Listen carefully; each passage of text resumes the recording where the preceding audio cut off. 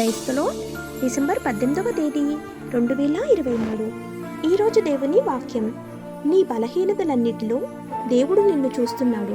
తన ఎడల యథార్థ హృదయము గల వారిని బలపరచుటకై యెహోవా కనుదృష్టి లోకమందంతటా సంచారం చేయుచున్నది. 2వ దినవృత్తాంతముల గ్రంథం 16వ అధ్యాయం 9వ వచనం. ప్రియమైన సహోదరి సహోదరులారా, బైబిల్ చరిత్ర అన్నిటిలో అనేక మంది భక్తులు వారి బలహీనతల్లో దేవుని బలం మీద ఆధారపడ్డారు. ఈ లోకంలో వారికి ఎంతో బలం ఉన్నప్పటికీ వారి బలం వలన వారు ఏమీ చేయలేకపోయారు. అలాగే మన ఆత్మీయ జీవితంలో మనకు బలం దయచేయ దేవుని మీద మన మనసు నిలుపుకోవాలి. అనేక సార్లు మనం ఎంతో బలహీనంగా చేయబడినప్పుడు మన ప్రక్క నుండి మనల్ని బలపరచువారు అన్నిసార్లు ఉండరు. కానీ ఎల్లప్పుడూ మనకి అవసరమైన బలాన్ని ప్రసాదించే దేవుని హస్తం, ఆయన దృష్టి మన మీద ఉంటుంది. ఆయన కనుదృష్టి లోకమందంతా సంచారం చేస్తున్నది.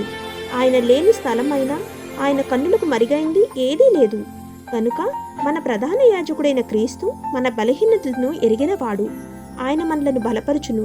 కాబట్టి మనం మన బలహీనతలో దేవుని బలాన్ని పొందుకుని బలవంతులముగా జీవించుదుముగాక.